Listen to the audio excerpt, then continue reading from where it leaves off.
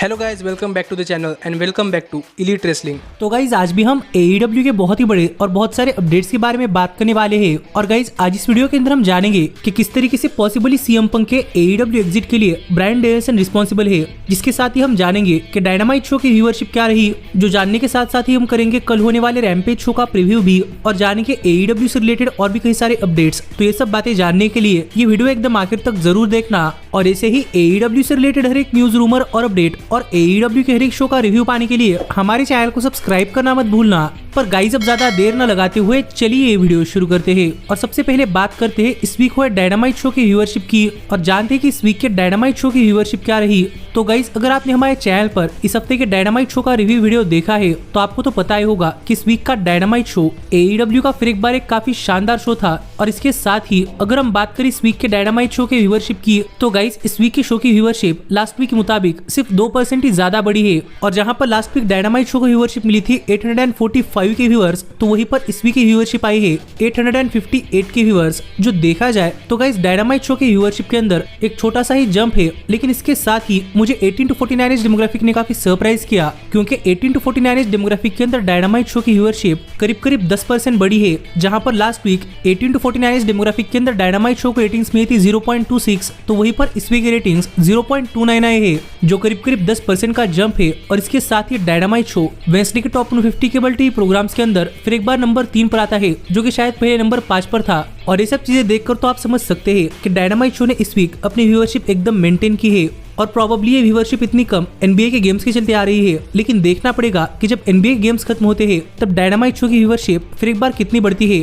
पर आप भी मुझे कमेंट कर बताइए कि नंबर्स पर आपका क्या कहना है। पर फिलहाल के लिए हम आगे बढ़ते हैं और बात करते हैं हमारे अगले अपडेट की। और डायनामाइट शो की व्यूअरशिप के साथ साथ डायनामाइट शो के अटेंडेंस के बारे में भी बात कर लेते हैं, क्योंकि गाइस हाल ही में AEW का डायनामाइट शो खत्म होने के बाद इंटरनेट पर एक तस्वीर काफी वायरल हो रही है, जहां पर यह तस्वीर डायनामाइट शो पर MJF का जब प्रोमो चल रहा था तब की है। और यहाँ पर फैंस का कहना है कि MJF का प्रोमो चल रहा था तब की ये तस्वीर देखकर आप समझ सकते हैं कि इस वीक के डायनामाइट शो पर फिर एक बार काफी कम लोग आए थे और डायनामाइट शो अटेंडेंस के अंदर काफी मार खा रहा है। जो देखा जाए तो अटेंडेंस के मामले में डायनामाइट शो की काफी शॉर्ट कम रहा है। पर गाइस इस पर ही डेव मैडजर ने काफी इंटरेस्टिंग बात कही है और मैं भी एक तरीके से डेव मैडजर की इस बात को एग्री करता हूँ, क्योंकि मैडजर ने इस पर बात करते हुए कहा कि आजकल किसी भी शो के अटेंडेंस के चलते आप वो शो सक्सेस है या फिर फेल्यूर ये प्रेडिक्ट नहीं कर सकते। क्योंकि देखा जाए तो WWE के SummerSlam 2013 पे-per-view के लिए भी पूरा का पूरा एक सेक्शन खाली था जहां पर फैंस नहीं आए थे, पर इसके बावजूद भी वो पे-per-view काफी बड़ी सक्सेस था। जो बातें डायनामाइट शो के अटेंडेंस के ऊपर बात करते हुए मैडजर ने कही है। और आपको भी याद होगा कि SummerSlam पे-per-view पर एक साइड के स्टैंड्स पूरे के पूरे खाली थे, लेकिन फिर भी WWE का वो SummerSlam पे-per-view उनके one of the highest grossing events में से एक था।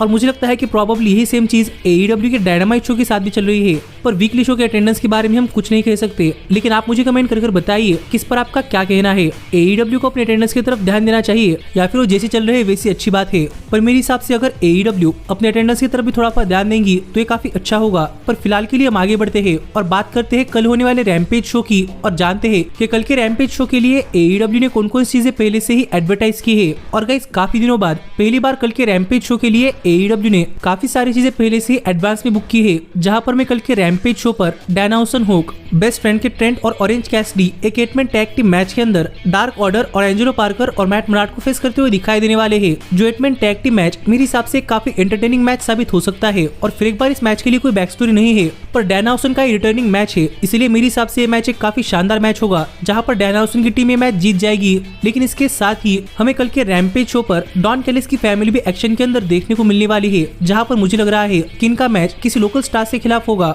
और डॉन कैलिस की फैमिली मैच काफी आसानी से जीत जाएगी। इसके साथ ही हमें कल के रैम्पेज शो पर ब्रायन केज और the Workhorsemen Penta El Zero M, El Hijo de El Vikingo और कमांडर को भी एक 6-man टैग टीम मैच के अंदर फेस करते हुए दिखाई देने वाले हैं। और मुझे पता नहीं कि यहाँ पर गेट्स ऑफ एगनी क्यों नहीं है, पर मुझे लग रहा है कि यहाँ पर गेट्स ऑफ एगनी नहीं है। इस चीज का एडवांटेज उठाकर प्रोबेबली यहाँ पर लूचाडोर्स की टीम यहाँ पर ब्रायन केज और वर्क हॉर्समैन को इस मैच के अंदर हरा देंगे। पर इसके साथ ही हमें कल के रैम्पेज शो पर स्टिंग और रिक फ्लेयर भी आकर कुछ कहते हुए दिखाई देने वाले हैं। तो देखना पड़ेगा कि कल के रैम्पेज शो पर क्या कहते हैं। और इसके साथ ही हमें सरेया रूबी सोहो और एनाजे एक 6-man टैग टीम मैच के अंदर हिकारू शिडा, क्रिस स्टैटलैंडर और स्काई ब्लू को फेस करती हुई दिखाई देने वाली है। जहां पर इस मैच के अंदर AEW का काफी बढ़िया फीमेल टैलेंट है और मुझे भी ये मैच देखने के लिए काफी मजा आएगा। पर इस मैच की विनर के बारे में हम कल के शो पर ही बात करेंगे, लेकिन इतनी चीजें हैं जो कि AEW ने इस वीक के रैम्पेज शो के लिए ऑफिशियली एडवर्टाइज की है। और इस सब के अलावा अगर कल के रैम्पेज शो पर कुछ होता है तो वो क्या है ये आपको हमारे चैनल पर रैम्पेज शो के रिव्यू वीडियो के अंदर पता चल जाएगा। जो वीडियो अगर आप मिस नहीं करना चाहते तो हमारे चैनल को सब्सक्राइब कर नोटिफिकेशन बेल ऑल पर सेट करना मत भूलना। पर फिलहाल के लिए हम आगे बढ़ते हैं और बात करते हैं हाल ही में हो रहे रिंग ऑफ ऑनर कंपनी के शो की, और जानते हैं कि रिंग ऑफ ऑनर कंपनी का अगला बड़ा मेजर पे पर व्यू कौन सा होने वाला है। तो गाइज आपको तो पता ही होगा कि टोनी खान ने AEW कंपनी के साथ साथ रिंग ऑफ ऑनर कंपनी को भी खरीद लिया है, और माना है कि हमें रिंग ऑफ ऑनर कंपनी कई सारे सुपरस्टार्स AEW के टेलीविजन पर देखने को मिलते हैं, लेकिन इसके बावजूद भी रिंग ऑफ ऑनर कंपनी के अलग शोज होते हैं और रिंग ऑफ ऑनर कंपनी के पे पर व्यूज अलग से होते हैं। और यही पर हाल ही में AEW कंपनी ने, यानी कि एक तरीके से रिंग ऑफ ऑनर कंपनी ने ऑफिशियली अनाउंस कर दिया है कि उनका अगला बड़ा पे पर व्यू फाइनल बैटल होने वाला है, जो कि हमें दिसंबर 15 को देखने को मिल जाएगा, जहां पर हमें इस पे पर व्यू के पोस्टर के अंदर कई सारे AEW स्टार्स भी देखने को मिल रहे हैं, जैसे कि MJF, Athena, Eddie Kingston, wheeler यूथा और गेट्स ऑफ एगनी, जो कि एक तरीके से रिंग ऑफ ऑनर कंपनी के भी चैंपियंस है। तो देखने के लिए मजा आएगा कि जब MJF ring of honor company के टैग टीम चैंपियन है तो क्या हमें MJF इस final battle pay per view पर अपीयर होते हुए दिखाई देते हैं या नहीं। पर अगर MJF ring of honor company के final battle pay per view पर आएंगे तो फिर एक बार ये काफी बड़ी चीज होगी, और मुझे लगता है कि एज ए चैंपियन MJF को आना पड़ेगा। तो देखते हैं कि इस पर आगे क्या होता है। लेकिन फिलहाल में हम आगे बढ़ते हैं और बात करते हैं हमारे अगले अपडेट की,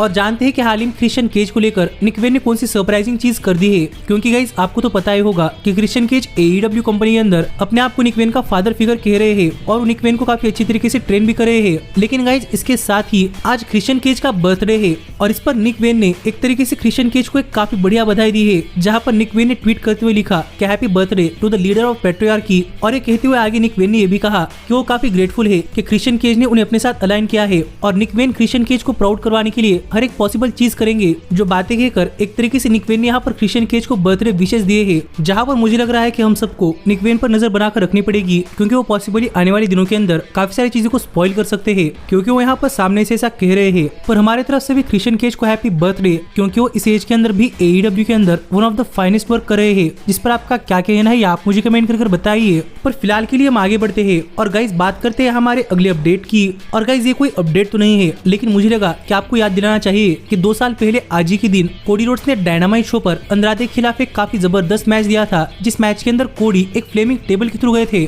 जो AEW हिस्ट्री की one of the biggest moments में से एक है, जहां पर कोडी एक फ्लेमिंग टेबल के थ्रू गए थे। जो बात मुझे लगा कि आपको बता देनी चाहिए, और इस शो का रिव्यू आप ऊपर आवे कार्ड के ऊपर क्लिक कर चेकआउट कर सकते हैं। पर अगर मैं स्पेसिफिकली रिकॉल करूं तो मुझे याद है कि कोडी रोड्स ने स्पॉट के बाद कहा था कि शायद कोडी ने अपने करियर के अंदर की हुई सबसे डमेस्ट चीजों में से ये एक चीज है कि फ्लेमिंग टेबल के थ्रू जाना, जिसके बाद हमने कोडी रोड्स की काफी बुरी हालत भी देखी थी, जिस पर आपका क्या कहना है आप मुझे कमेंट कर बताइए। पर फिलहाल के लिए हम आगे बढ़ते हैं और बात करते हैं हमारे सबसे बड़े अपडेट की, और जानते हैं कि क्या CM पंक के AEW कंपनी छोड़कर जाने के पीछे ब्रायन का काफी बड़ा हाथ था। पर इससे पहले मैं आपको याद दिलाना चाहूंगा कि हाल ही में जब CM पंक ने WWE टेलीविजन पर अपना रिटर्न किया था, तो मुझे पता नहीं कि आप में से कितने सारे लोगों ने एक चीज नोटिस की, पर हम वहाँ पर एक साइन क्लियरली देख सकते थे जो कह रहा था क्राइमिया रिवर, और उस साइन पर CM पंक के नाम का क्रॉस भी लगा हुआ था, जो देखकर मुझे लगा कि शायद वो AEW का फैन होगा जो कि CM पंक को हेट करता हो। पर मुझे लगा कि बात आपको पॉइंट आउट कर बतानी चाहिए। लेकिन जहां तक बात है हमारे एक्चुअल अपडेट की, तो गाइज आपको तो पता ही होगा कि CM पंक को AEW के अंदर रखना है या नहीं, इस चीज को डिसाइड करने के लिए टोनी खान ने काफी बड़ी कमेटी अपॉइंट की थी,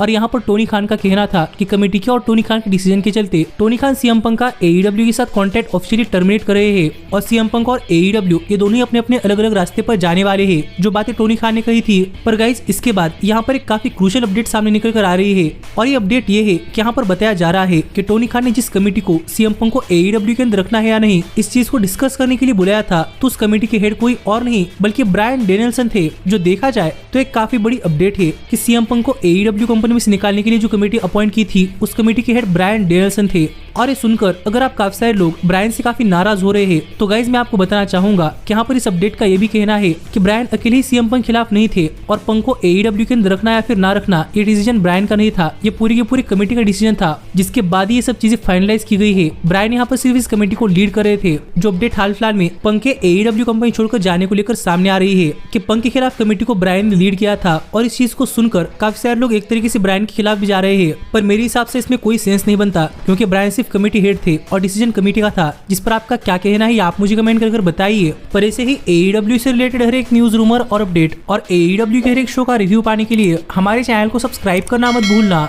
लेकिन गाइस अब मैं मिलता हूँ आपसे अगली वीडियो के अंदर, पर तब तक stay healthy, stay happy and keep watching elite wrestling. Hey, did you like that video? Click the screen for more. And where do you think you're going? Check out our official merchandise page and to support the entire cast. And thanks so much for being the elite. The elite. What, Nick, you're not going to sing it all with me this time?